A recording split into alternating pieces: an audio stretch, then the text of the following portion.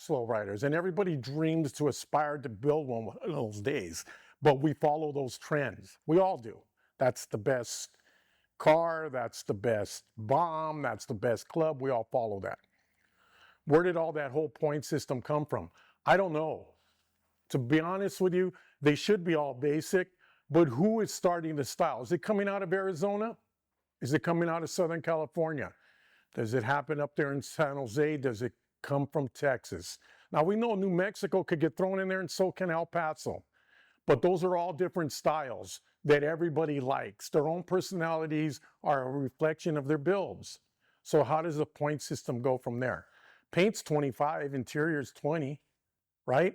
How did paint stay at 25 and engraving was once at 20 points?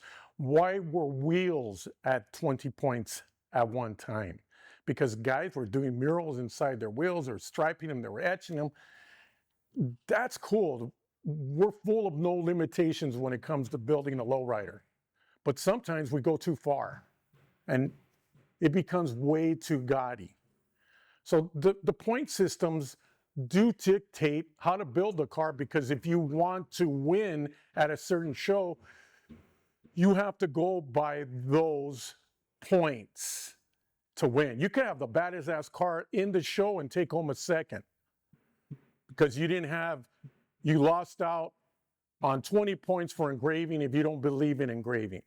Or you lost out on 20 points because that other car was full custom. You know what I'm saying? And it's not fair when you come out with a car that you barely shaved door handles or you took off the emblems and you're going to compete against something like that. Or paint, you got 25 points and I have a nice pearl, which looks to me a lot better. But what are you going to do with judges? Their favorite color might be red and you have a blue car. I understand politics and favoritism all the time, but what I don't understand is why these guys, these judging crews, dictate what we do today. They pull the strings on what you have to build. And people pay attention to them. I mean, and a lot of them write down their tallies and they walk away. They're not there to face everybody at the end. When you ask for judging scores, do you always get them? Hey, and I'm going to say right now, I'm not perfect, because at some of the shows, and I go back to throwing shows, 82, 83 in the sports arena, Shrine Auditorium, all the way when I joined Lowrider and did those 8, 10 tours, I saw all of it. And all I've got to say is I'm experiencing it. Original Lowrider, the convention center, we went out to Vegas and did a few shows there too, 2-day shows at the convention center. I saw it all, couldn't get the best judges out there because the unions or so-called names of all these little judges, how they became together, set down the rules. And who are they to do that? So I'm here to protect the car builder.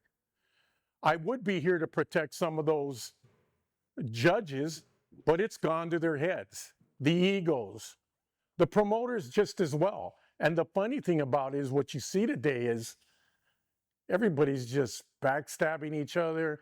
They do your show as a promoter. They're there to judge your show next week. They're judging your competitor's show. There's no loyalty amongst thieves. There's no loyalty amongst car show promoters to circus and car show judges. The point system, I think, should be dictated by the new fads. Craftsmanship and originality are everything when building the lowrider.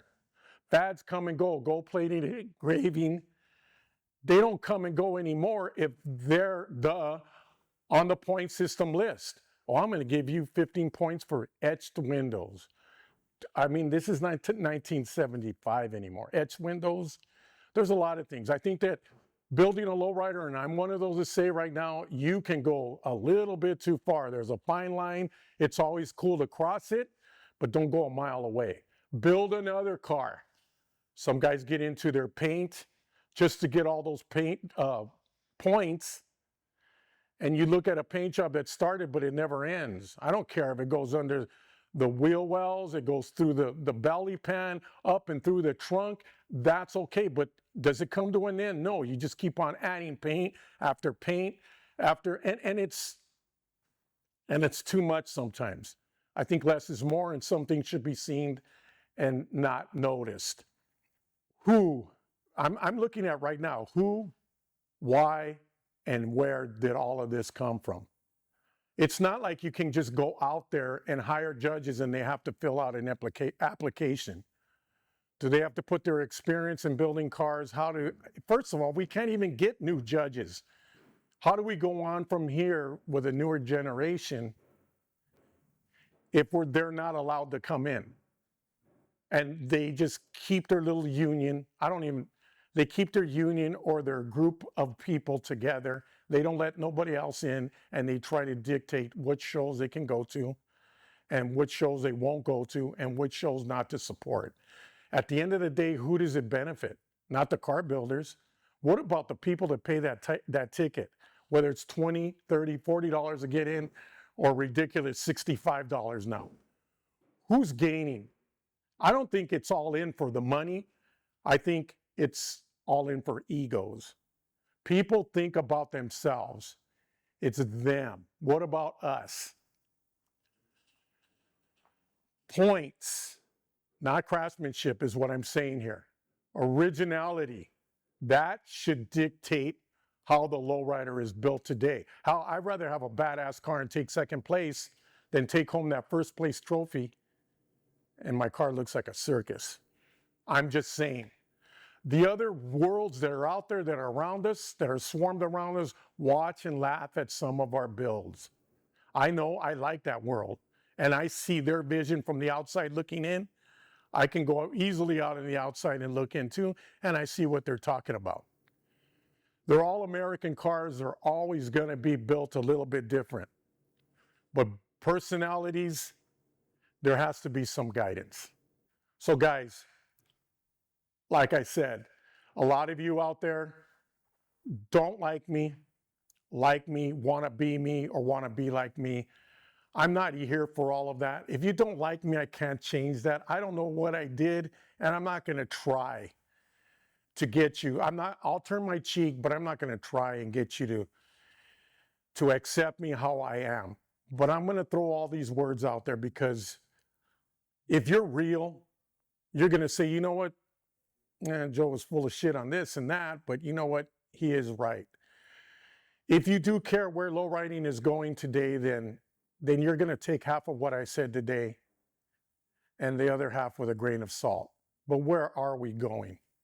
Raising the bar on a lowrider build today. Where do we go? How do we raise the bar? Every super show that I was involved with, the real ones, there were cars that would break out and they would teach all of us just when you thought you've seen it all. Here we go again. There would be about 10, 15, 20 cars that would break out. Only one could win. And everybody followed the lead of that car, wanted to be that car. Whether it was an original, a lowrider of the year, bomb of the year, or truck of the year. And that was great. That was fantastic for the sport, the competition of lowriding. The problem that we were starting to have, and a lot of judges don't realize this, is that we want to go this way and we want to go that way. And instead of getting us all to go on the same page and following those leaders of those car builds, I mean, regulate them a little bit. Is it too much? Is it too much gold plating? Is it too much engraving? Is it too much paint? Look at the point system itself, lower it, add some things into it, and let's see where we go from here. You see everything that Chip Foose builds out there in the Riddler cars? Isn't that all badass? How do you incorporate some of that into a lowrider? Let me ask you a question here before I get on this next rant. If I had a fully chromed out 350, baddest lowrider in town with a 350 all chromed out, engraved and all, do you think there's going to be more people around looking at that hood, inside that hood, than somebody over here to the left that just has a plain out Z28 LS motor? Everybody's going to be over there looking, how did you get that? Looks like my Camaro or my Suburban or my Cadillac. How did you put that motor in a 63 Chevy? There's just something about that. And that's innovation. And it gets more attention today. and we have to modernize our cars. They're called resto mods. To keep them going, they're all 50, 60, 70-year-olds. The brake systems, the performance, the whole thing. You want a car to just push buttons, start up, go anywhere, especially when it comes to cruising. And the values go up in the cars. Raising the bar in styles. Categories, full custom. How to build a full custom car. They were gadget cars there for a while. Everybody was cutting the roof off of a car. They're going into convertibles, tilt hood, tilt front end, suicide doors. Yeah. Ferraris are like lowriders because they're set down low. You ever see a Ferrari when it opens itself up? The hood, the doors, the back end and all. It looks just as badass and quick as it does when everything's closed up. That's the design of the car. Not every car can have a chop top. Not every car can really have suicide doors, tilt hoods. Not all of them look like a styled out fastback. There are some cars out there today that you can't even touch or do anything to them, let alone shave the emblems. And I get it. When they're rust buckets, 59, 58s, rags, and they're still asking $90,000 from how do you shave an emblem? And I get that, and that's okay because investments have keep lowriding builds alive. But full customs, I think we got away from that because customizing a lowrider is what it's all about. The grills, the taillights, cutting bumpers on certain models to show all grill. When you cut a bumper, you just cut it off with a hacksaw and leave it open, or you put a flat cap. Isn't it supposed to follow around the curve all the way around and then curve into it? Same with billet grills. Same with tubular grills. They just get cut off at the edge where you could see it and the cuts aren't always straight. How come they don't just completely turn and go into the grill for detail? Notice that on the other car industries, the hot rod cars and how they're all built. Chop tops. It's easy to chop a top. No, it's not. If you do it the right way, you have to reinforce the inside and everything. You go up a driveway, wrong angle, and everything's cracking inside. The roof's gonna fall off. You chop down a top for styling, in perspectives. You gotta lay that windshield down because then your car's gonna look like a square box. You have to go aerodynamic when you lower a car. But that's another thing. It's easy to do that, but it's also easy to just throw away your windows and not have any windows in the car. I'm a part of that. I did that way back in the days. I don't need windows. I ain't going anywhere. I go to Hollywood on a nice summer weekend. It's not going to rain on me. I don't need a top. It'd be nice to have a top on it though. Fulfill the build. Just don't go and cut something off just to say, there it is, it's customized, I did it. That's not the way to do it. You have to follow through like it's always going to be factory. What would the factory and designers back then have done? You have to complete the build of the car. Don't chop top that car. Unless you have a window that's going to roll up all the way. Oh, well, you can't. Yeah, you can, but it costs extra money. It's easy for anybody to shave off a whole car, take off all the moldings, fill in the moldings. Yeah, it does cost a lot of money. And then when it's time, you get your car buffed out and you can put your car together in 5 minutes. Couple chrome strips and you're done. Weather strippings on doors. Did you fill in all the little holes? You have to put weather stripping on the door. You can't just shave it. That's easy. That's the easy way out. There has to just be more detail, more craftsmanship. Originality is everything, but it costs more. You want to be the first one to do this or do that? Okay, but follow through with a complete build is all I'm saying. And that goes from top to bottom. I can go on here for 3 episodes and explain cars to you, but those are my views, of course, on what to build and how to build, what color coordination you should use. Never use that color. Silver leafing. We're wild with silver leafing. It's only supposed to be a little outline, a detailed outline, a picture frame of artwork. Certain patterns on, you outline it. You don't use silver leaf for a pattern. You don't. And I would have done this years ago, and I probably did. But what did I know? I've learned through my life, and when I say I did my homework, I went through all these steps in my life, and I saw things. Did I get old now? Old Joe's not, yeah, I have another pink car. Or because I painted one solid red again, am I slowing down? I'm not as wild. No, it's about taste and class. You got to remember that it's not only about car shows that we're talking about today. It's not always about judging points. It's building a car that you are totally satisfied with, that you know that when you learn from this build, your next build is even going to be better. And I'm not talking because you want to be the baddest car out there. The whole world watches us in everything we do. Why is it that we love cars that are 50 years old, especially from the 60s to almost the 80s?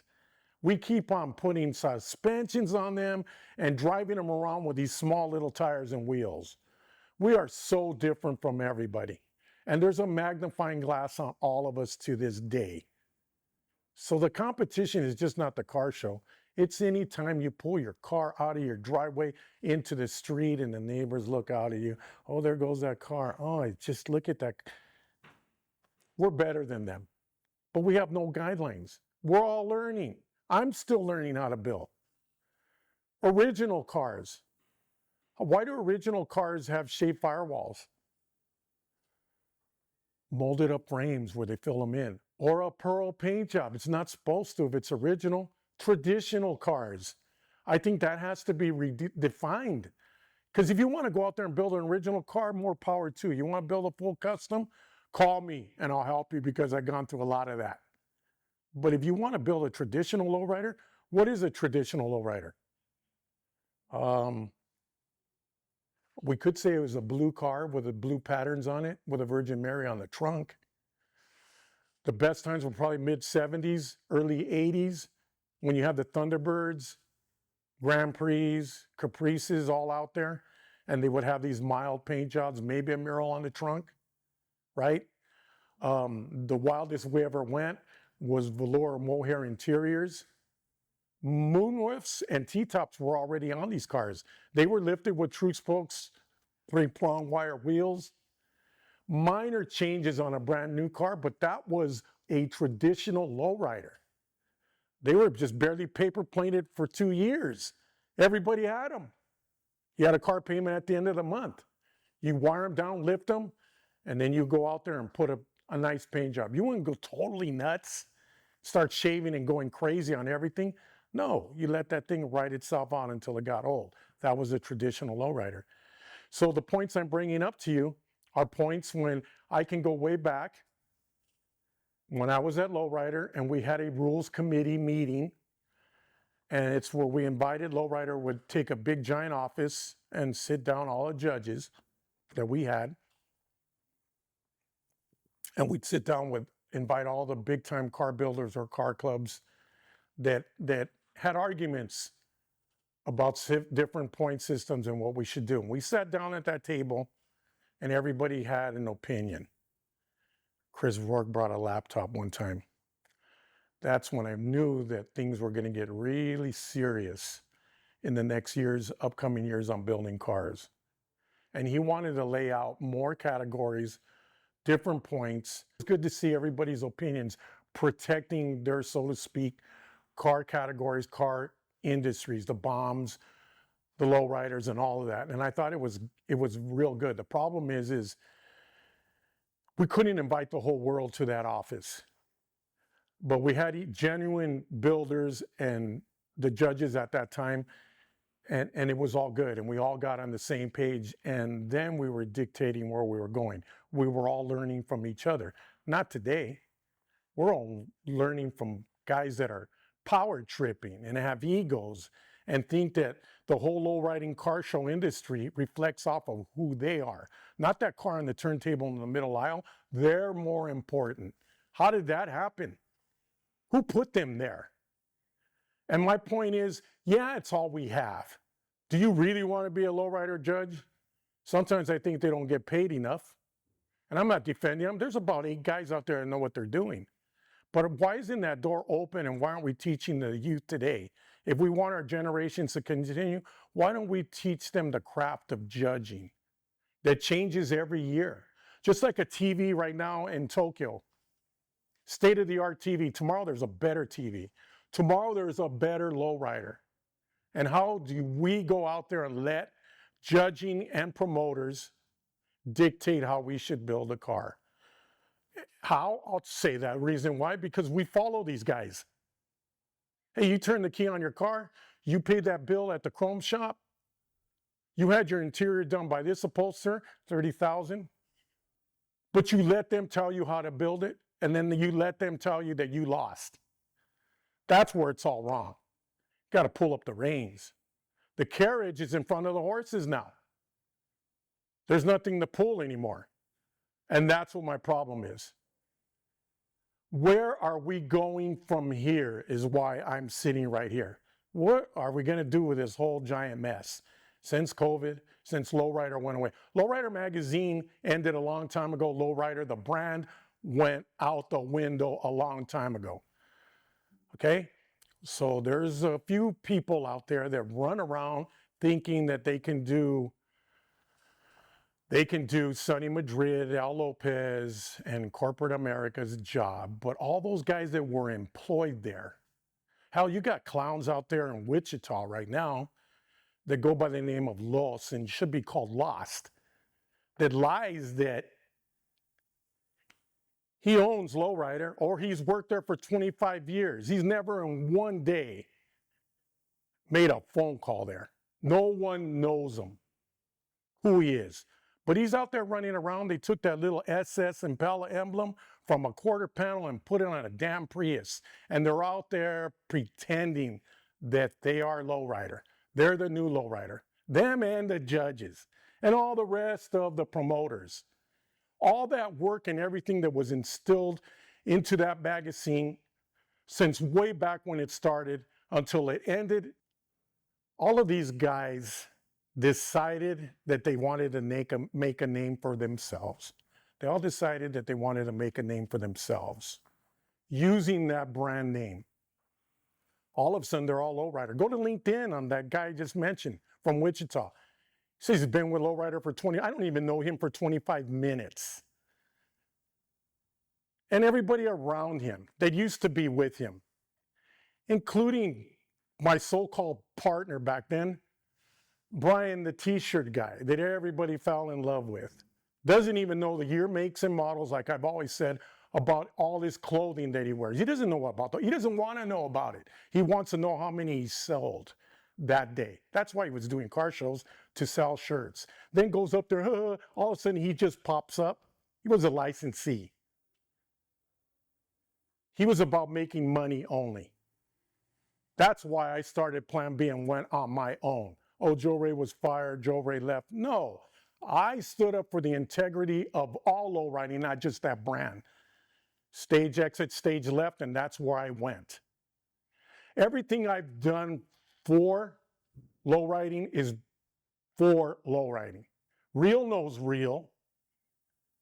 You can go back onto all my past, and I deserve the right to talk here. You can go to everybody else that's a self-proclaimed promoter and judge, and you can ask them today what they think. Why don't you find out who they are first before you do that? Man, I can go back and tell you about judging, how it's changed. Jose Martinez, for instance, all-nighter. We all knew who he was. He passed away not too long ago. He is deeply missed. There was a time at Lowrider we decided to change judges again. I'm not talking about Kenny. When they were judging, it was all good too. They were replaced by another staff of Lowriders. And we went on and we thought we had to make changes for the better of lowriding, so we brought in a new crew. As soon as we brought in Jose Martinez in to judge for Lowrider, and he did that for the good of Lowrider, for the good of all, that group of people disowned him. All the pictures and all the memories they had together, they mailed it back to him. And then we have a Lowrider Hall of Fame in memoriam for him, and those guys are up there on that stage celebrating him after what they did is blasphemous. Where do all these guys come from? All these fake promoters, all these I've been there, oh, I'm go low now. Oh, Al Lopez, I love you. Never got a chance to be in Lowrider. That was their dream. They're legends in their own mind. They lie to themselves and believe their lies when they go to sleep and wake up in the morning. Ambassador to Arizona. and you know exactly who I'm talking about. But what I can't understand is how anybody will follow each and every one of you guys when you guys are all fake. All fake. Hell, I just mentioned a couple names right now. What do you do when you have a car show and then you mix in a little Hall of Fame and you only select certain people? And I have no disrespect to the nominees and those who won in those classes, but you only pick them out so that they could bring their car club into your show that weekend. That's why you elected them there, or what? And then no one could see that. That is too bad. But I see it plain and system. Do you see me out there throwing shows right now? I don't even want to get my hands dirty with what's going on with that circus right now. These guys all think they're legends in their own time. Look what they're doing today. Look where we're at today with car shows. Oh, we're going to 10 cities. Who are these people? Where did they come from? How did they get there so quick? How do they still advertise that they're from Lowrider, from the brand, when they never worked one day in their life there? So disrespectful to everything that all of us, whoever bought the magazine, subscriptions, took their cars to the studios, everybody that traveled to all those shows way back, everything that we put in, they went and took the name and put it on a damn Prius, and they're running around pretending they're Lowrider. All for what? Fame and glory. And if money comes in, yes. There's only one of them out there that is about money, but you know who. I already spoke about him. And everybody that just follows him. God, do you guys all go to sleep at the same time at night and love each other and believe in each other? It's a big farce. False prophets. I'm sorry, that's what I see out there. I ain't getting my hands dirty. What makes me hurt and say all of this is because everybody out there has to wake up and see what the hell is going on here. Who are these people? Huh? They're getting you to fill up your truck and load up a trailer with your family. Who are they? Are they really about lowriding? How long have they been into it? We all know today the famous word, life's a struggle. Have they struggled like you? And I respect promoters because somebody's got to throw that money out there and do a car show, but do it for the right reasons. It is a business and you got to make money, but you have to invest a whole lot. It's a heavy burden to bring in 500 cars, and all these guys bring in their cars for us, but it's for you at the end of the day. Not cool. So where do we go from here? With all the monsters, all the egos? Jose Martinez was a good example of what everything was about. Who would have known that when he left us, that we would miss him? But there's only about 8 other guys who were just as good and cool as him. They're representing all of Lowrider for the good of lowriding. He cared about all of us. He was in a club. Yeah, he used to sneak in beers for us. He used to help us out, but he used to judge. He knew his judging points. And where is he today? He is more than missed. Because those guys that turned their back on him because he did something for the good of lowriding, what were they? Oh, yeah, yellow baseball hat and used to move in cars. He's a legend too in his own mind. They all forgot of what lowriding is really about. It's not about them. It's about us. And those are the people we are following today. So the sooner we all get, and we've been looking at it. Hell, you know what? Some promoters, how about this one? They pay for car clubs to show. They give them enough money so they could travel. They pay for certain cars to show up there. Is that cool? Is that cheating? Is that favoritism? Is that politics? When I was at Lowrider, we never even would think of something like that. You get fired for ever trying to do anything like that. If a word ever got out like that, well, I don't know how the word hasn't got out now, because half of the things you hear out there is bullshit anyways. So probably nobody would believe it, but you better believe me. And I know right now people are, flipping out at what I have to say. But I'm sorry. I built cars. I still will build.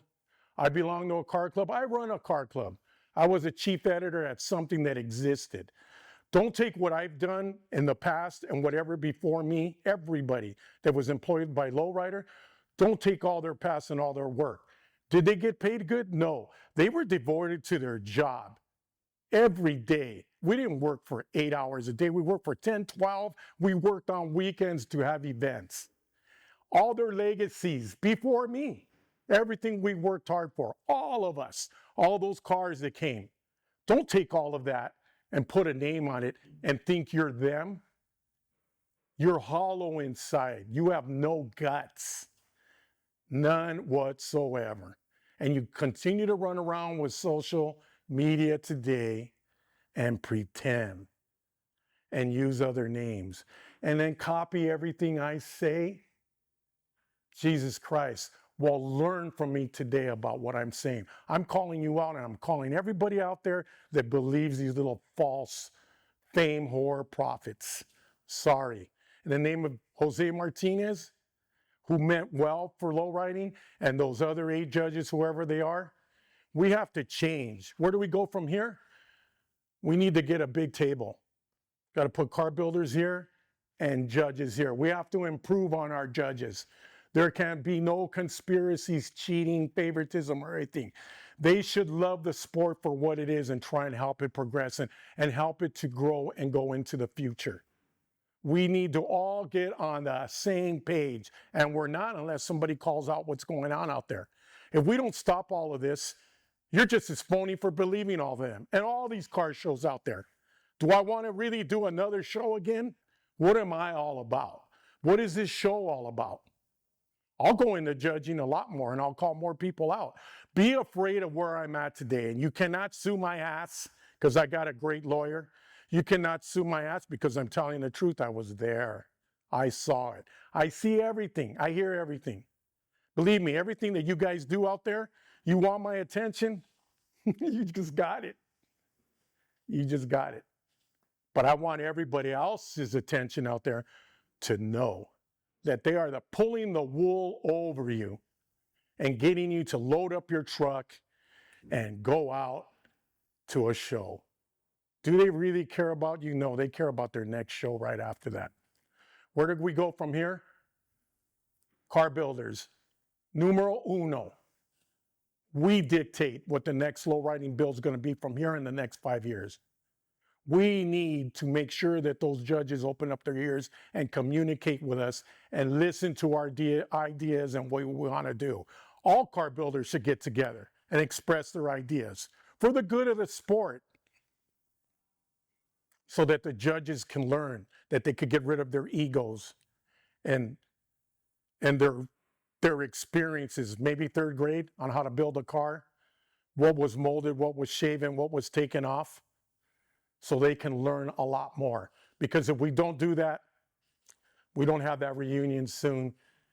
I don't know where we're going to go because there's paint jail and there's $30,000 interiors.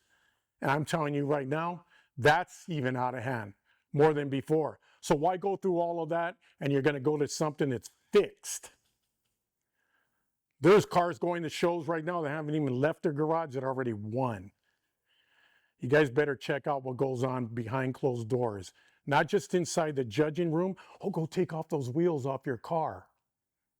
Yeah, Richard Ochoa did that one time to somebody. Take your wheels off your car, put it on jack stands, and you'll win this show. Oh, you've done a whole lot more than that. So upcoming wired down shows, we're going to talk about Las Vegas too, and Local 64, because there's always 3 sides to a story. The truth, the lies, and then the real truth. I've never said anything to defend myself or anything. I've always said we won. Both of us won because it was good for Lowriding.